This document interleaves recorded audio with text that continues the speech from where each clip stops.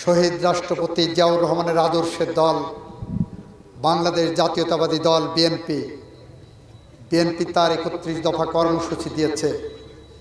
৩১ দফা কর্মসূচির মধ্যে অন্যতম হলো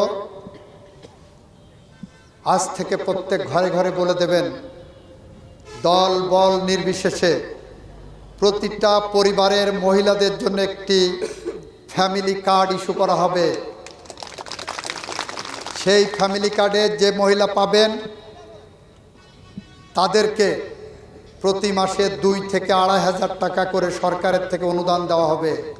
এটা কোনো ঋণ না, এটা একবারে প্রতি মাসে দেওয়া হবে। এটা যতদিন উনি বেঁচে থাকবেন, যতদিন উনি কার্ডের মালিক থাকবেন, প্রতি পরিবারে আমরা এটা দেব। এটা আমাদের রাজনৈতিক এবং নির্বাচনী অঙ্গীকার। বিএনপি ক্ষমতায় গেলে প্রত্যেক পরিবারের মহিলাদের জন্য একটি করে ফ্যামিলি কার্ড ইস্যু করা হবে। আমরা প্রত্যেকটা কৃষকের জন্য, এবং ফ্যামিলি কার্ডের এটা রং হবে এরকম, এই পিঙ্ক কালার। আমাকে আমাদের ছাত্রনেতা রাজু হাতে করে নিয়ে এসেছেন।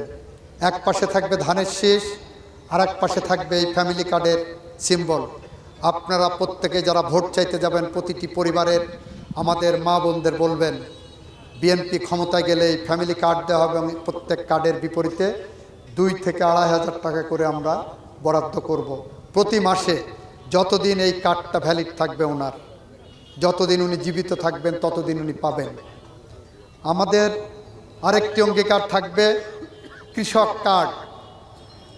এই দেখছেন কৃষক কার্ডের এগেনস্টে আমরা একটি ভর্তুকি দেওয়া হবে কৃষকের জন্য, কিছু টাকা বরাদ্দ করা হবে।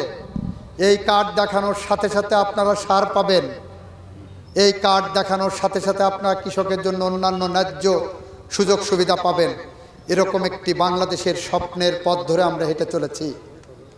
আপনারা ভোট চাইতে গেলে এরকম একটি কার্ড সাথে নিয়ে যাবেন, আমরা যথাসময়ে আপনাদেরকে পৌঁছে দেব। বন্ধুরা আমার, আমরা আরেকটি কথা বলি, আপনারা অতন্দ্র প্রহরীর মতো জেগে থাকবেন। বাংলাদেশের স্বাধীনতা সার্বভৌমত্ব রক্ষা করার দায়িত্ব আপনাদের, বাংলাদেশের গণতন্ত্র রক্ষা করার দায়িত্ব আপনাদের, বাংলাদেশের মানুষের ভোটাধিকার নিশ্চিত করার দায়িত্ব আপনাদের।